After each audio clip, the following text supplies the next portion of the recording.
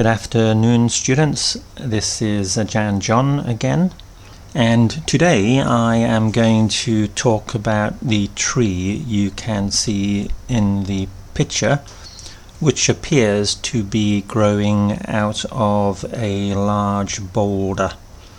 Boulder, B-O-U-L-D-E-R. I took this picture on my recent camping trip in a national park in which there is a fairly large mountain, M-O-U-N-T-A-I-N, and at the foot of the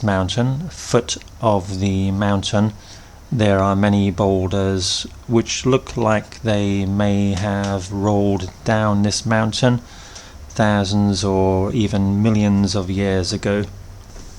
And for one reason or another, some trees like this one have decided to make the rock or the boulders their home.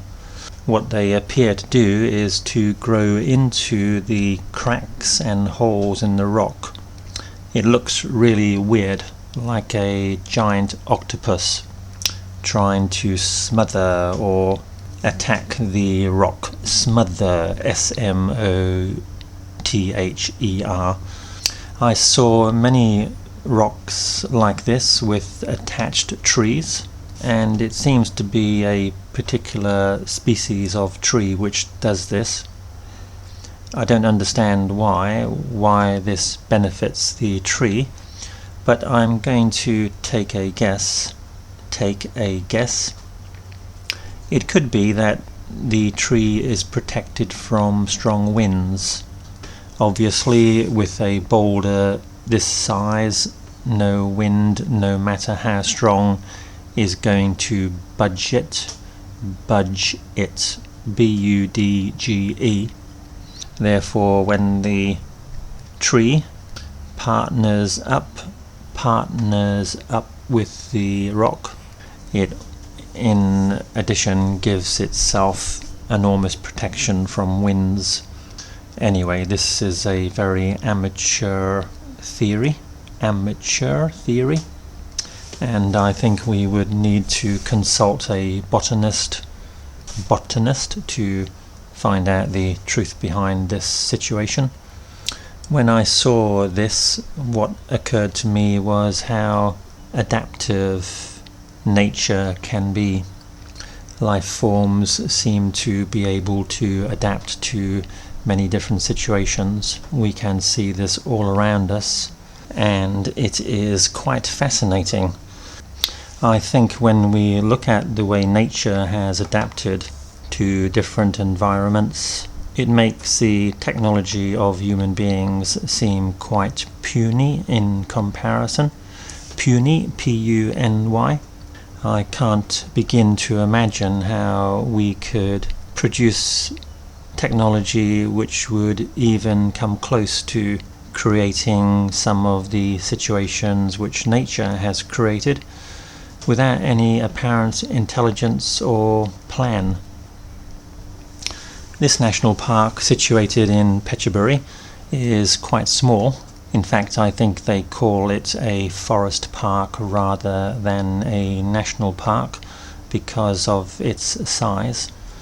And for the few days I spent in the area, I saw very few visitors compared with the seaside, which was only maybe 20 minutes away by car or motorbike in Cham.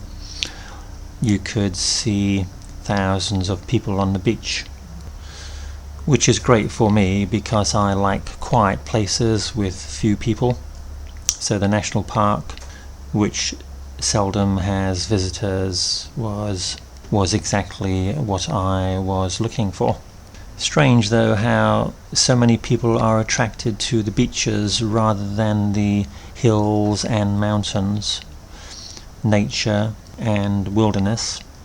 I wonder why that is. Of course, the seaside is also a natural environment, although personally I don't think as attractive as the hills and mountains. Actually, I find the beaches very hot, and the sand difficult to walk on, and the sea difficult to swim in because of the waves. I suspect the main reason people flock to the beach is because other people do it, and people, being social animals, like to be in places where other people are. So I guess that makes me a bit of a misanthrope. M-I-S-A-N-T-H-R-O-P-E. Actually, that is not true. I do like people, but I also like to go to quiet places. So I am a person who prefers parks and forests rather than shopping malls and beaches. What about you? What do you prefer?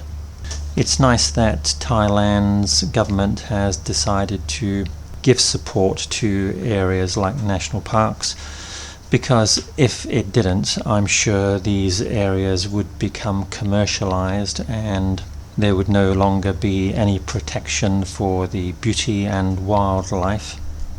In all developed countries, there are enormous protection systems for national parks and very substantial funding from both the government and individuals. America, for example, has some of the biggest national parks in the world, many of which I have been to, and I do think it is wonderful that organizations protect these places. I think, though, there are not enough national parks in Thailand.